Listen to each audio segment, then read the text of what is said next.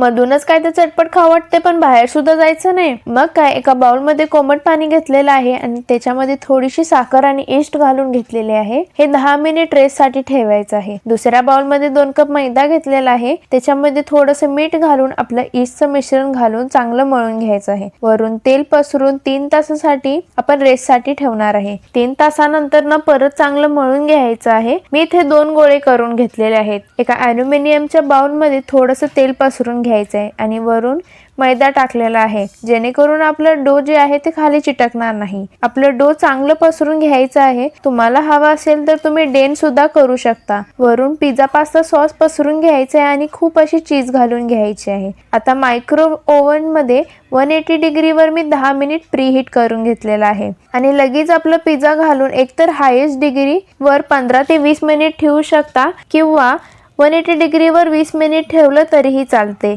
माझा इथे thin crust पिझ्झाचा डो असल्यामुळे मी 180 डिग्रीवर ठेवलेला आहे. हे बघा आपला पिझ्झा किती मस्त झालेला आहे. अशीच तुम्हाला रेसिपी हवी असेल तर नक्की सबस्क्राईब करा.